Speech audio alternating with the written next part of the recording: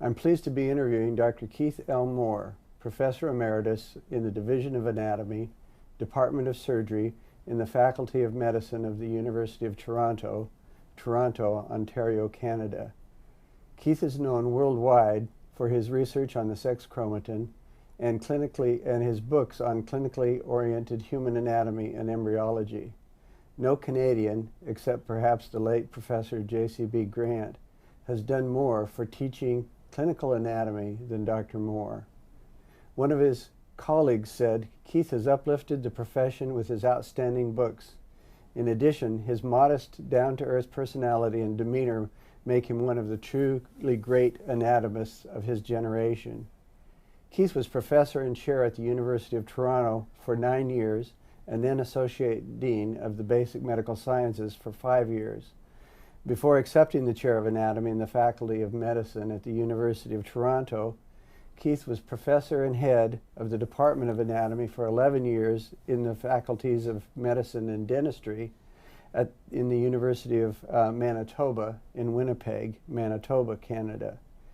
Modern discoveries of the development of the human embryo miraculously resembles the Quranic descriptions.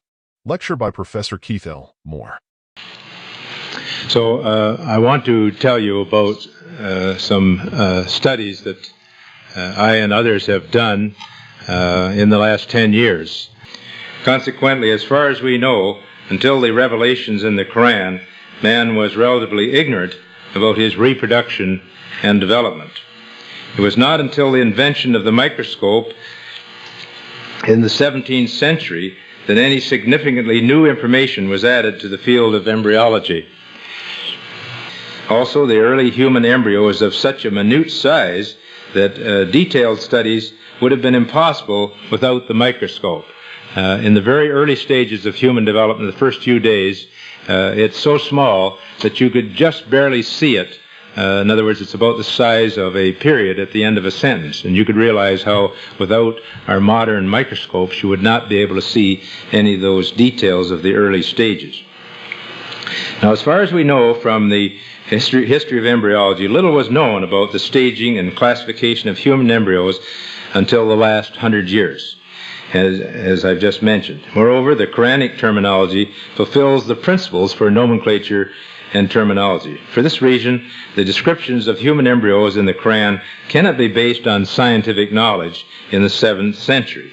The only reasonable conclusion is that these descriptions were revealed to Muhammad, peace be upon him, by God.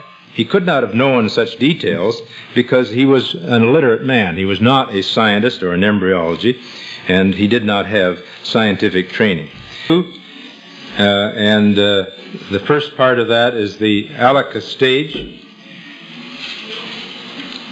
This second or shaping stage begins as the alaka, which is an Arabic word meaning a leech.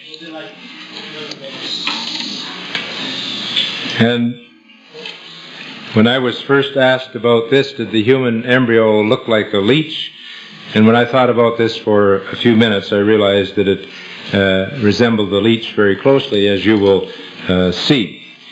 During the early stage, the embryo loses its rounded shape and elongates until it takes the shape of a leech. And this picture here, I went over to our library and got out a book on leeches and had my artist draw that exactly from the textbook showing a leech. And here's a human embryo here, and they're on the 21, 22 days. And I think you have to agree that they look very much alike.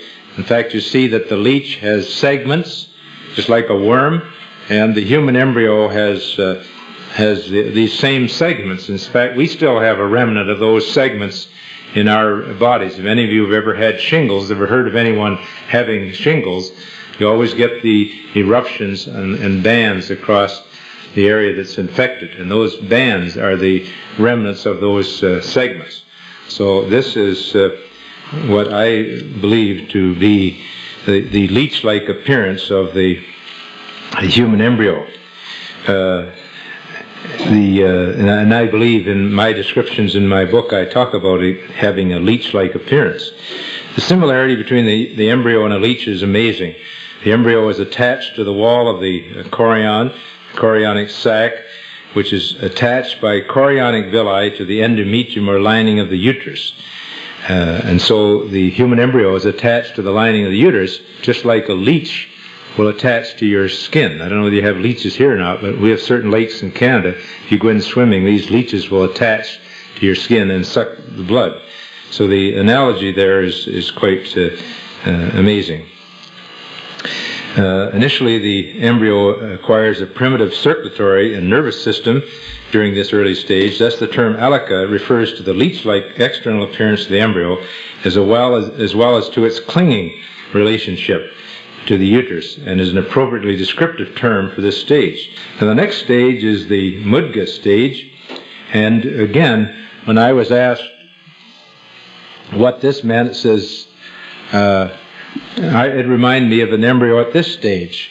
And when I was told that the mudga meant a chewed substance, I thought of the embryo here. You see these little bead-like structures, which we call somites. They are beginning of what will be the vertebrae or the backbone.